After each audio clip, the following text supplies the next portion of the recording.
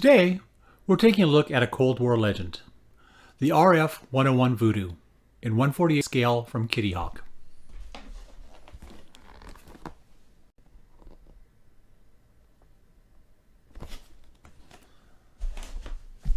This is a kit that promises speed, sleek lines, and some seriously interesting reconnaissance history. But does it deliver on the bench? Let's get into it.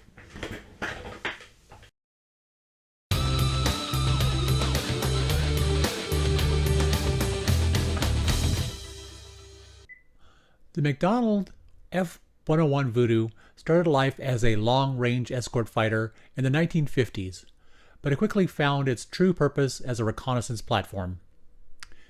The RF-101C variant became one of the U.S. Air Force's primary tactical reconnaissance aircraft during the early years of the Vietnam War. Flying fast and low, often unarmed, these aircraft relied on speed rather than firepower to survive. Pilots pushed the Voodoo hard, and losses were high, but the intelligence gathered was critical. Later versions, including the G and H models, served primarily with the Air National Guard. History of the kit manufacturer. This kit comes from Kitty Hawk, a company that built a reputation for choosing interesting subjects that larger manufacturers often ignored. Their kits usually offered strong surface detail, lots of parts, and plenty of options in the box.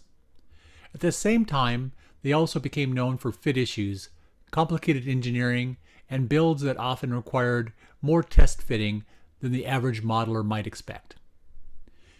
Even though Kitty Hawk is no longer in business, their kits are still widely discussed because they often cover subjects no one else tackled in quite the same way. And the RF-101 is a perfect example of that. Kit overview. Inside the box, you get a model that looks impressive right from the start. There are finely engraved panel lines, a reasonably detailed cockpit, detailed landing gear, and one of the big attractions of the kit, the reconnaissance nose and camera bay detail.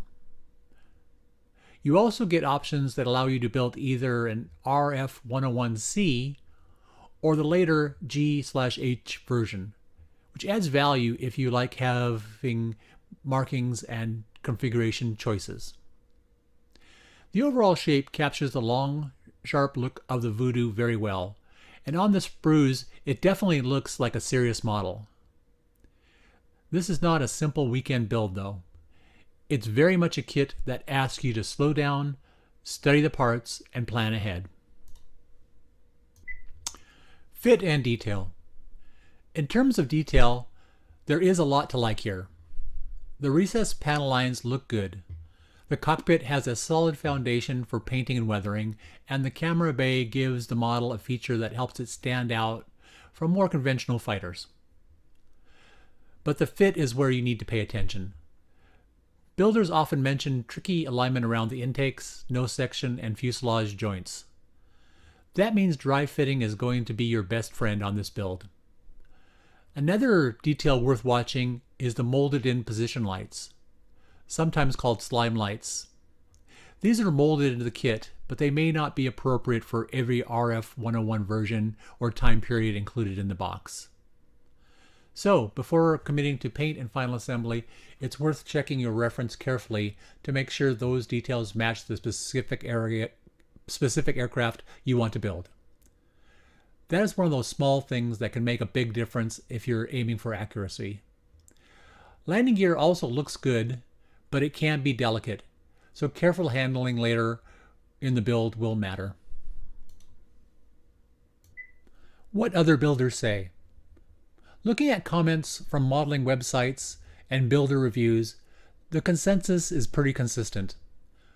Most builders agree this kit has strong visual appeal because the Voodoo is an unusual and striking subject, good detail out of the box, especially in the cockpit, wheel wells, and reconnaissance nose, but also challenging fit in important areas, particularly around the intakes and fuselage, and because of that, it tends to be recommended more for intermediate to advanced modelers than for beginners. A lot of builders seem to feel the same way. This is a kit that can look fantastic when finished, but it rewards patience more than speed. Painting and weathering suggestions. This is a really attractive subject for paint. If you are doing an early reconnaissance machine in natural metal, using several shades of aluminum will help keep the finish from looking flat and toy-like. You can vary individual panels with slightly different metallic tones and then keep the weathering restrained. These aircraft could get dirty, but the finish usually looks better with subtle staining rather than heavy chipping. If you choose a later camouflaged aircraft, then the classic Southeast Asia scheme will give you more room for faded paint, panel line contrast, and exhaust staining. That kind of finish can also add a lot of visual interest, especially on aircraft with long fuselage lines like the Voodoo. For the cockpit and camera areas, careful detail painting will really help draw attention to the reconnaissance role of the aircraft. And because this kit has version-specific details, the painting stage is another good time to double-check reference photos, especially for lights, antennas, and small external features. Final thoughts. The Kitty Hawk RF-101C and G&H Voodoo is one of those kits that offers a lot of shelf presence and a subject you do not see every day. It has good detail, strong visual appeal, and some nice options in the box. But it also has the kind of engineering that means you will want to approach it carefully and with good references nearby. If you are willing to do that, this kit can turn into a very impressive model of an important Cold War reconnaissance aircraft. And for a lot of modelers, that combination of unusual subject and big finish presence will make it well worth the effort. If you found this helpful, hit like, subscribe, and check out more builds here on Working Title Models. And remember, we're not just building models, we're bringing them to life.